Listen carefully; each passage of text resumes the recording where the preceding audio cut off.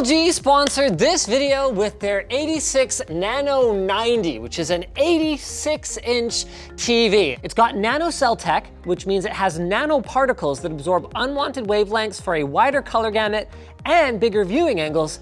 And that kind of got us thinking, holy smokes, I mean, when you got a TV this big, are you gonna need like a dedicated theater room just to have it fit in your field of view? To find out, we created this testing setup, and we're gonna subject all of the LMG staff, well, not all of them, that's a lot of people now, and we're gonna subject our staff to this monstrosity of a TV and have them select the distance at which they are most comfortable, then see how that compares to the prevailing wisdom out there on the internet for just how far you should be seated from your display.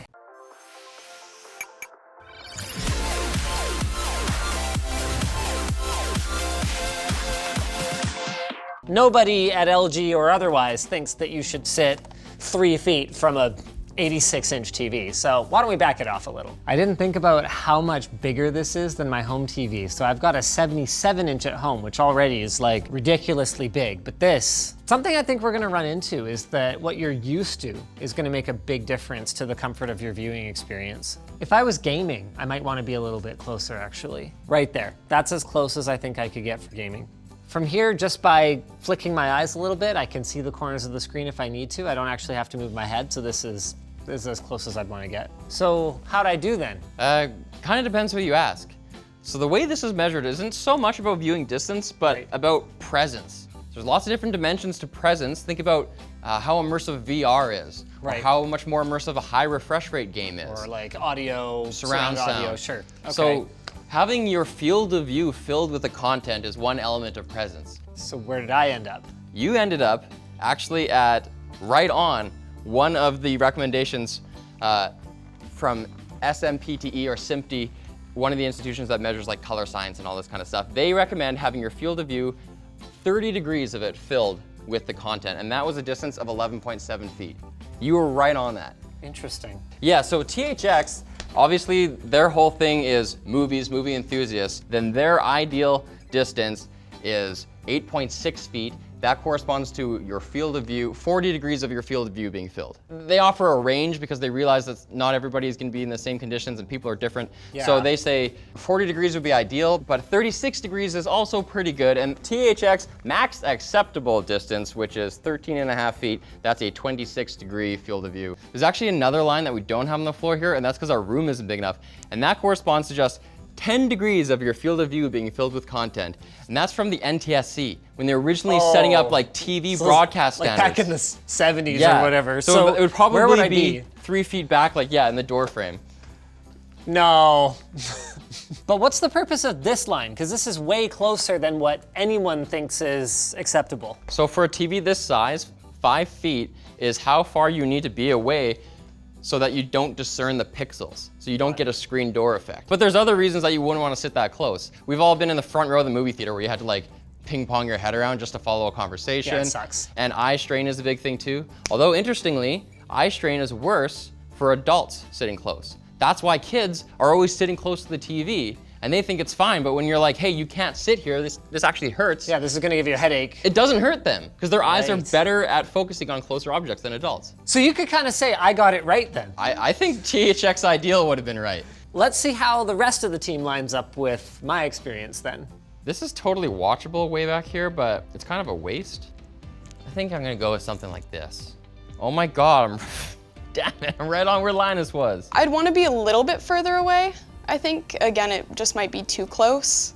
I would just feel more comfortable.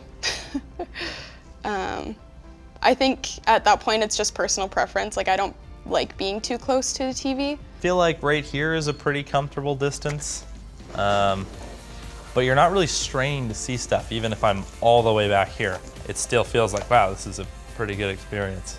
If I were to design a living room, I'd probably say like here. But yeah, a little bit closer for gaming, and then a little bit further back, a little bit more relaxed for more of like immersive movie watching experience kind of thing. I'm the type of person who sits at the very back of the movie theater, probably around here, is comfortable for movies.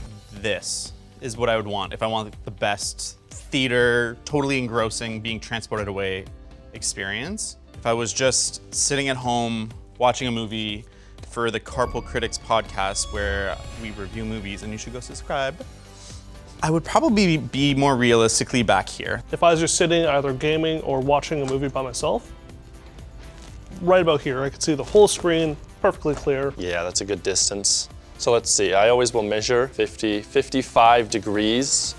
Each hand is about 10 degrees. This is my final answer. Your estimate with the field of view, like degrees thing, is actually pretty close. That's good. That means the FIST test works. I always do this when I go to a theater. This would be like the optimal kind of distance with like everything that's going to be there. Whereas like if it's purely just for like, I want to experience whatever I'm watching itself without having to worry about anything that's going to be around me, I feel like I'd be like, yeah, a bit closer. So it's the next day and the results are in. And interestingly, there's kind of two people in the world, if the world is a sample size of 10 at our office. The first type of person ended up over here, the 30-degree mark. And that's actually a viewing distance that is espoused by a lot of home theater enthusiasts. But it's also a really workable distance in a room, like a normal living room that has multi-purpose. So it's actually still really close though. The second type of person we got were kind of the more I like to be up close enthusiasts, where they're between 9 feet, which is the THX kind of area, even as close as about 7. This is a sweet experience, and it might be closer to the TV than you thought if you were in the market for a TV this size, especially with a TV that's nice, like this one is. It looks like about 40 local dimming zones, so that's definitely less than that Vizio we looked at. And peak brightness is not as high, but HDR content does look pretty darn good. It's hard to call an 86-inch TV like value, but that's how it's priced, so. It's got some other really cool features. FreeSync Premium is included. The eARC port is actually one of the HDMI 4K 120 Hz ports. So that's got some of the HDMI 2.1 standards built into it. Obviously that's less of an issue today, but as the new consoles roll out, new PCs with new graphics cards, 4K 120 Hz may start to be a thing. Mostly for gaming, obviously, but man, that'd be kind of cool, being able to go back and like play your Xbox One or PS4 games, like your back catalog games, but at like 120 FPS, upscaled. With Atmos? With Atmos. So thanks to LG for sponsoring this video. If you're interested in the 86 Nano 90, their NanoCell LCD TVs that come huge like this one, then check them out at the link below. Also, check out their 2020 OLEDs, also very sweet. So thanks for watching, guys. If you liked this video, then hit subscribe and be sure to check out our other videos like our Future of TVs video where we explain what the heck is quantum dot enhancement film anyway. Also, you might be interested in our latest monitor review of the Samsung G9 49-inch super ultra wide. Sweet, sweet monitor. See you next time.